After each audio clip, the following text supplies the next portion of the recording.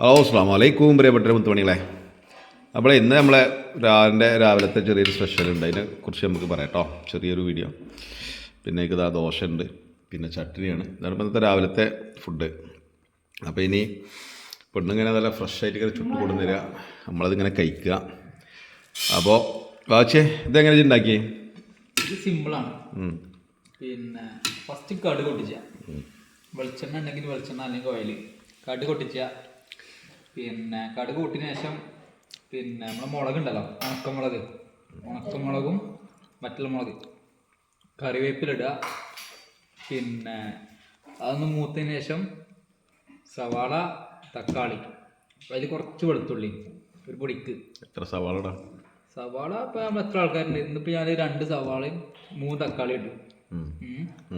അത് മതി, നമുക്ക് 3 ആക്കാതെ മതി.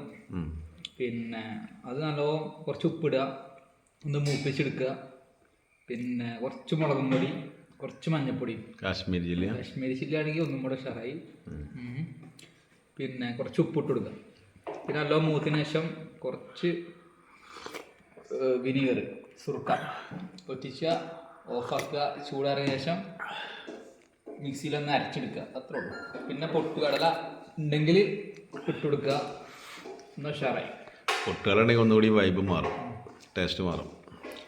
പക്ഷെ അത് അടിപൊളിയാണ് കേട്ടോ, ഭയങ്കര ടേസ്റ്റാണ്. അപ്പോൾ ചങ്കാളെ ഇന്നത്തെ വിശേഷം അത്രയൊക്കെ ഉള്ളൂ. അപ്പോൾ നമ്മൾ വലിയ വീഡിയോസുകളൊന്നും അടുത്തൊന്നും ഇട്ടിട്ടില്ല. ഇൻഷാ അല്ലാ നമുക്കൊക്കെ തിരിച്ചു വരും കേട്ടോ. നമ്മൾ ചെറിയൊരു പിന്നെ എന്താ വെച്ചാൽ ഒരു അങ്ങനെ ഫ്രൂട്ട്സും കച്ചവടം, പച്ചക്കറി കച്ചവടമൊക്കെ ആയതുകൊണ്ട് ഞാൻ ഒരു പാച്ചിലാണ് ഇപ്പോൾ. രാത്രി വൈകും വീട്ടിൽ എത്താൻ. അപ്പോൾ ഇൻഷാ അല്ലാ അപ്പോൾ തിരിച്ചു വരും കേട്ടോ. ഓക്കെ.